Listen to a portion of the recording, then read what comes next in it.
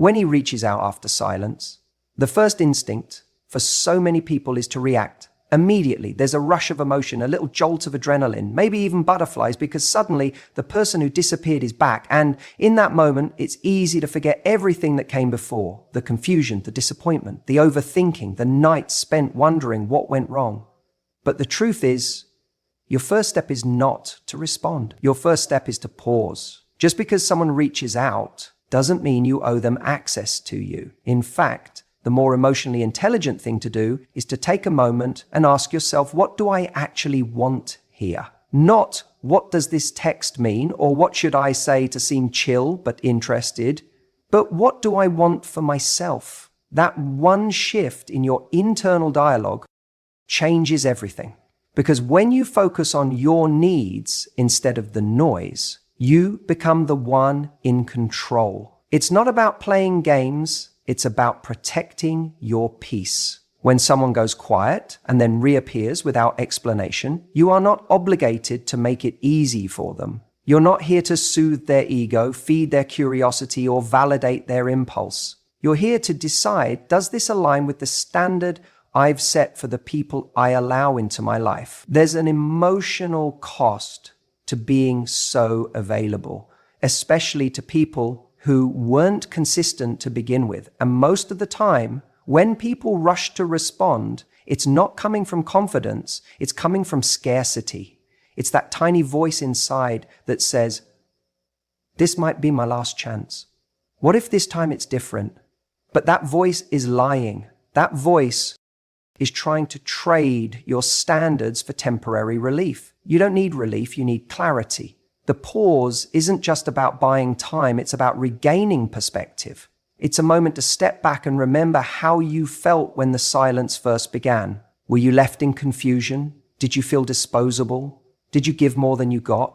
Because if you don't honor the reality of what happened then, you'll start romanticizing the version of the person who just reappeared. Like that version might only exist in your imagination. Let's say he sends you a message like, hey, I've been thinking about you. That line might sound sweet, even nostalgic, but what does it mean? Thinking about you doesn't fix what broke. It doesn't rebuild trust. It doesn't explain why they disappeared in the first place.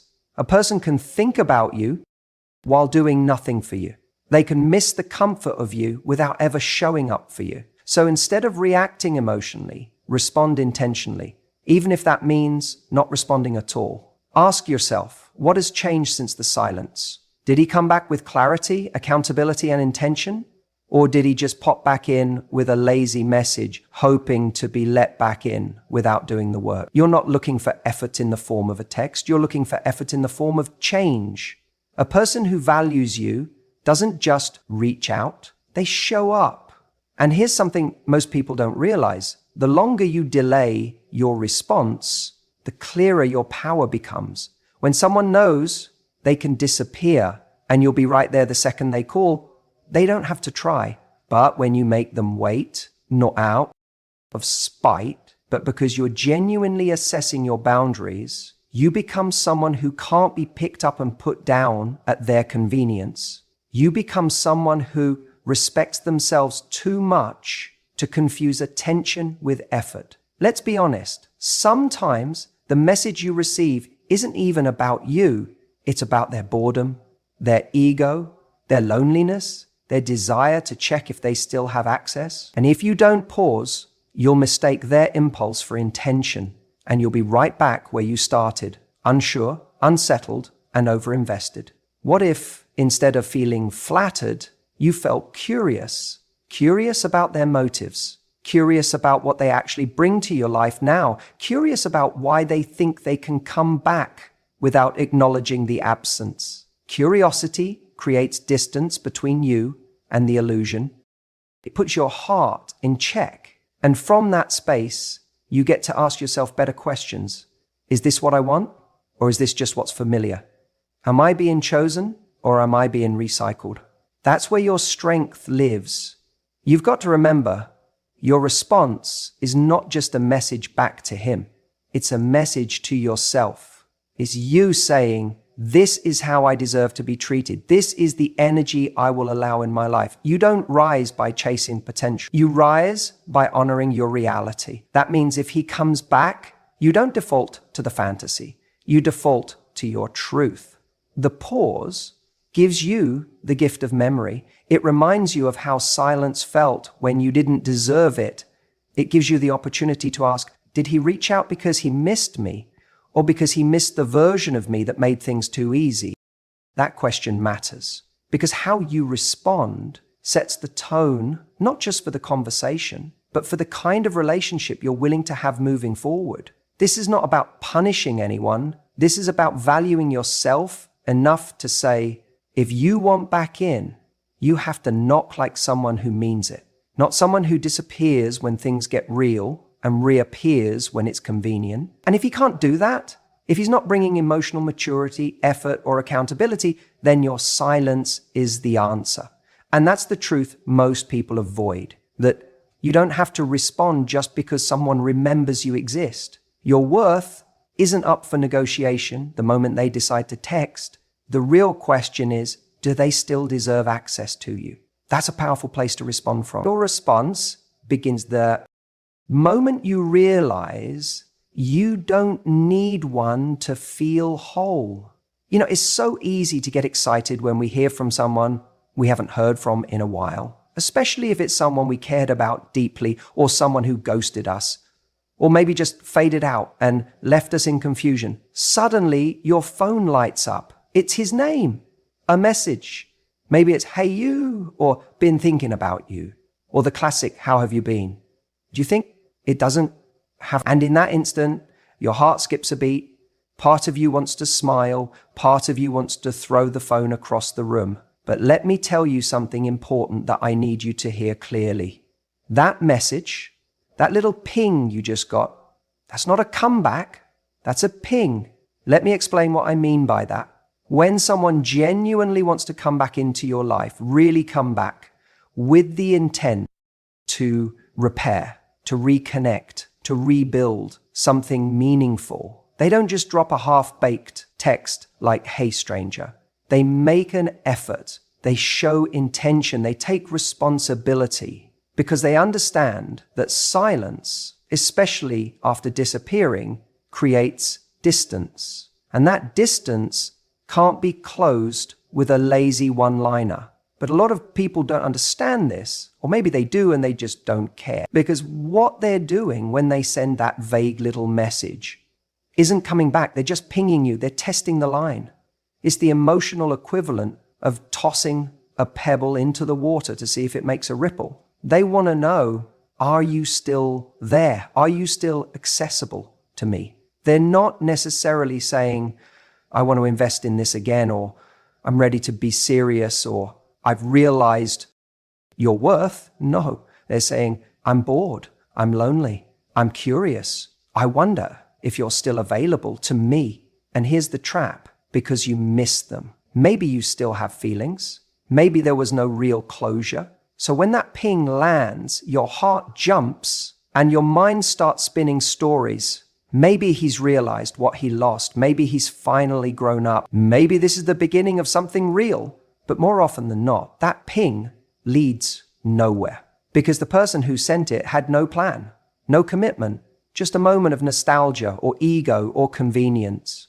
What I want you to start doing, what I need you to start doing, is stop giving so much weight to the ping. Just because someone has fingers in a phone doesn't mean they've earned your attention again. We live in a world where reaching out is effortless. People can slide into your DMs, fire off a text, send a voice note, and feel like they've made some grand gesture. But that's not effort.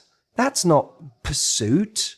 That's not a sign of growth or change. That's just activity. Don't confuse activity with intention. The real question isn't, did he reach out? The real question is, what does his message mean? And more importantly, what does it mean to me? Because unless that message comes with clarity, accountability, and a genuine desire to move things forward, it's just noise. It's emotional spam. And you don't need to respond to spam. You filter it, you block it, you move on. Now, I know that's easier said than done, because when someone you care about reappears, even if it's just a blip on your screen, it stirs things up. You remember the good times, you feel a glimmer of hope. But I want you to stay grounded. Ask yourself, what has he really said here? If all he's offered is a vague opener, don't rush to fill in the blanks. Don't start writing a romantic novel in your head based on a single shallow sentence. Make him work for it. Make him show up. Because if someone truly values you, they'll want to remove the ambiguity. They'll want to earn back your trust, not just your time. And let me be clear, your worth isn't measured by who texts you. It's measured by how you respond. Anyone can say, I miss you. Anyone can send a 2 a.m. you up message. That's not connection, that's access. And there's a big difference between someone wanting to connect with you and someone wanting access to you. When someone reaches out after silence, they should be stepping up, not just popping in. Well, what do? How do you respond? First, take a breath. Don't get swept away in emotion. You don't owe anyone an instant reply. In fact, that pause, that space, is powerful. It gives you time to ask the right questions. What do I actually want here? What pattern has this person shown me before? Does this feel like genuine interest or just a lazy attempt to reopen a door they walked away from? Be honest with yourself. If you do choose to respond, do it from a place of calm confidence, not need. You're not trying to win them back. You're not trying to impress. You're just communicating. Simple, direct, self-respecting. Something like, hey, it's been a while. What made you reach out? That one sentence, it puts the ball back in their court. It tells them, I see you, but if you want access to me again, you're going to have to show me why. And that's exactly the kind of energy you want to hold. You're not punishing them. You're not playing games. You're setting a tone. You're setting a standard. Because if someone wants a place in your life, they should be willing to meet you at your level, not pull you down to theirs. And if their response to that is vague, if they dance around the question or dodge it or throw out more fluff, you've got your answer. They're not here for something real. They're here for a hit of attention. And you don't need to supply that. Look, you're allowed to care. You're allowed to feel. You're allowed to miss someone. But don't let missing them override what you know. A ping is not a plan. A message is not momentum. Connection requires more than curiosity. And if someone wants to come back into your life, they need to prove through consistent action they're worth letting back in. Remember, a message is not a comeback. It's just a ping. Let's talk about something really important when it comes to hearing from someone after they've gone quiet. Something that trips so many people up. It's the idea of matching energy, not emotion. Now, what does that actually mean? When someone you've been talking to suddenly pulls back, disappears, or just goes radio silent for a while, and then out of nowhere, ping, they reach out again, it can trigger a rush of emotions. You might feel excited, confused, even a little hopeful. And if you had strong feelings for them, it's so easy to let those emotions take the wheel. You start replaying old memories in your head. You think about the connection you used to have, the laughs, the chemistry, the way things felt when they were at their best. That emotional history gets reactivated the second you see their name light up your phone. And all of a sudden, you're not responding to this message. They barely said, hey, you're responding to everything you wish this message meant. But here's the problem. That's not how attraction is built. That's how people end up chasing illusions. Responding with your emotions, especially those rooted in the past, means you're showing up with energy that doesn't reflect what's actually happening right now. It's like walking into a negotiation and giving everything away up front because you're thinking about how good the deal used to be, not how it is today. So when he reaches out after silence, your job isn't to meet him with nostalgia. Your job is to observe, not absorb. What kind of message did he send? Was it thoughtful? Was it intentional?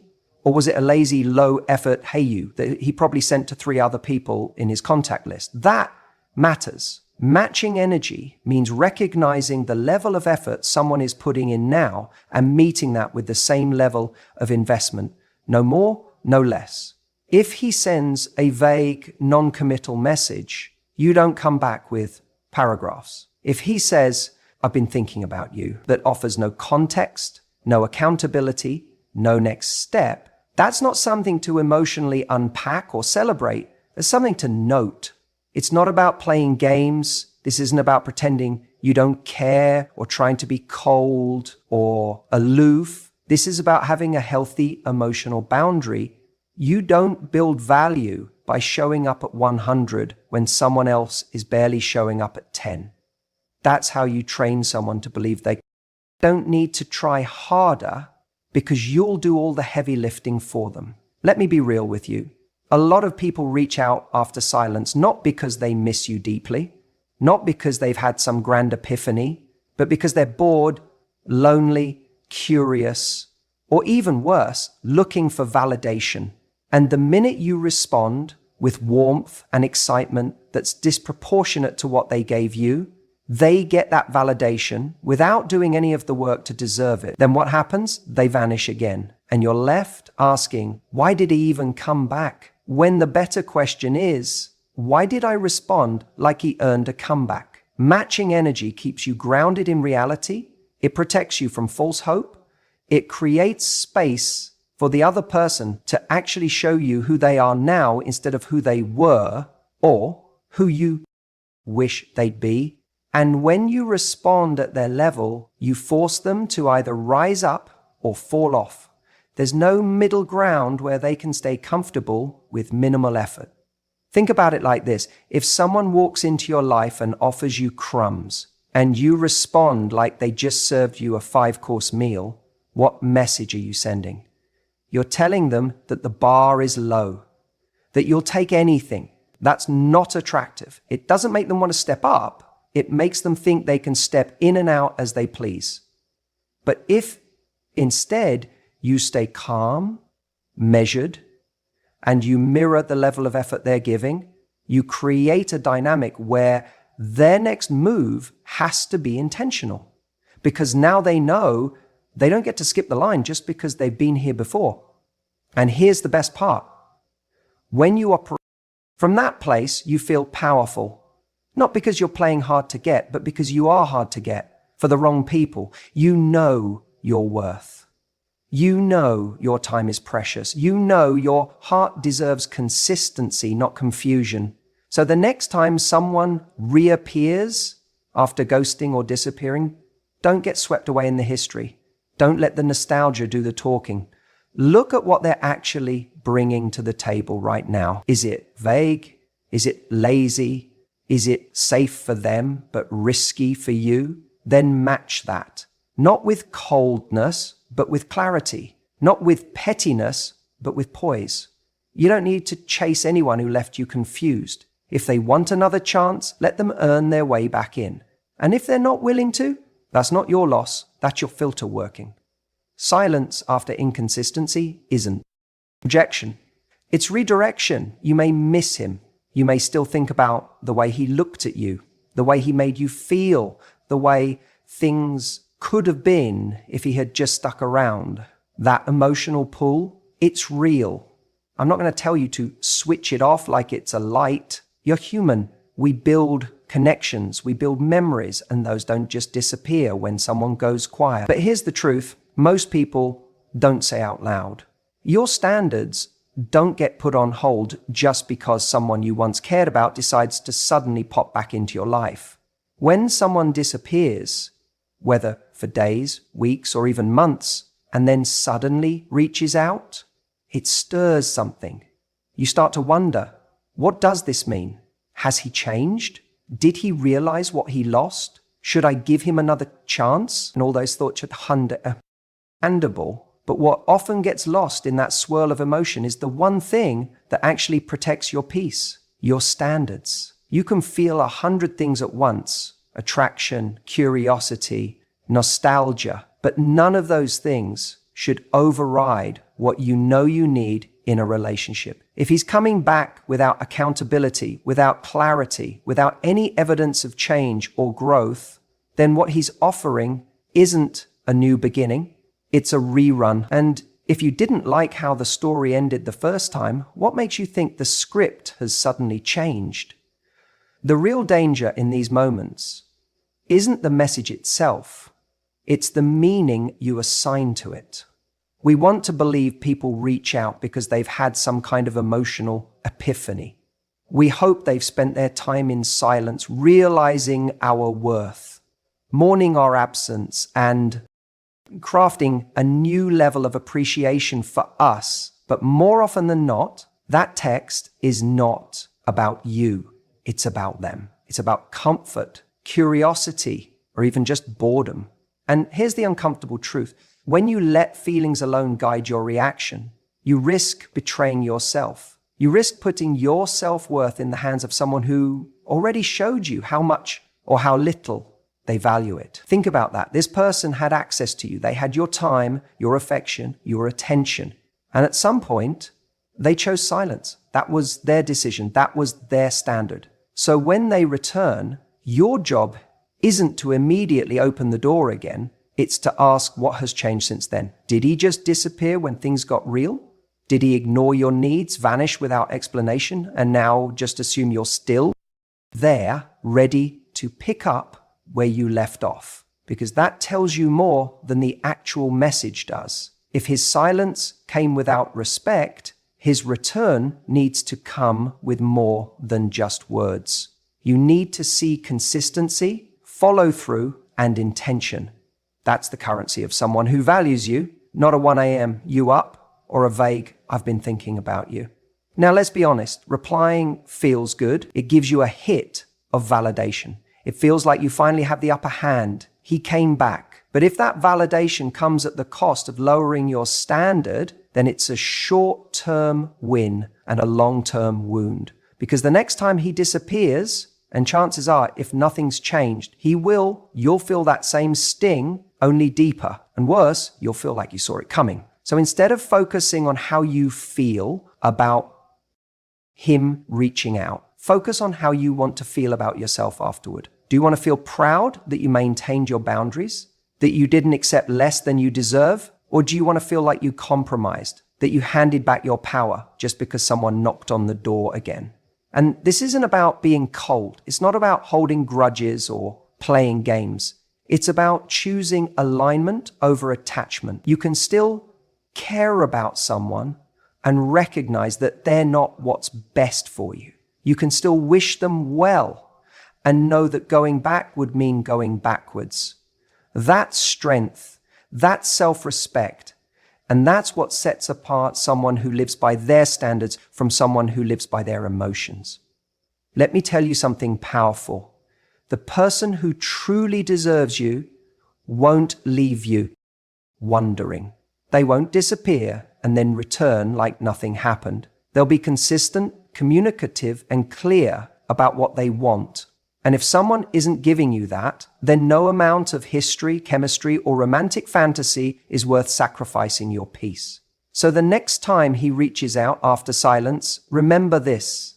Your emotions are valid, but your standards are vital. If you do choose to respond, remember this. Set the tone. Don't fall into the trap of thinking you have to tiptoe around him just because he's finally reached out. Too many people, when someone comes back after a long silence, reply in a way that communicates gratitude rather than clarity.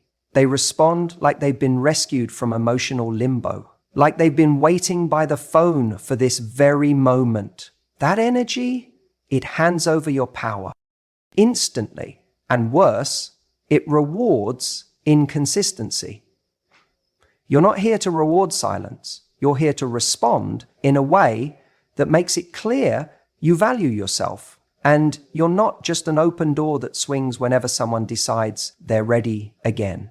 That doesn't mean being cold or dismissive, but it does mean that the tone of your message communicates who you are now not who you were when he disappeared. When someone comes back after disappearing, it's easy to get swept up in the relief or the nostalgia or even the hope that maybe this time it will be different. But none of those emotions should write your reply for you. Your reply should come from strength, not longing, from awareness, not wishful thinking. So how do you do that? You set the tone with calm curiosity, not emotional investment. A simple message like, hey, it's been a while. What made you reach out? Huh? That's it. You're not biting. You're not throwing your heart onto the table. You're flipping the script and making him show his hand. You're not playing games. You're just not doing the emotional heavy lifting anymore. The reason that line is so powerful is because it does two things. First, it acknowledges that time has passed, that this isn't just picking up where you left off, that silence meant something, that time changed things. It puts the ball in his court.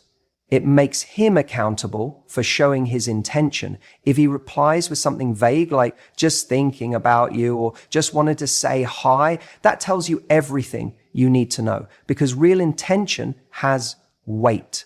Real interest has a plan, and someone who wants back into your life shows up with purpose.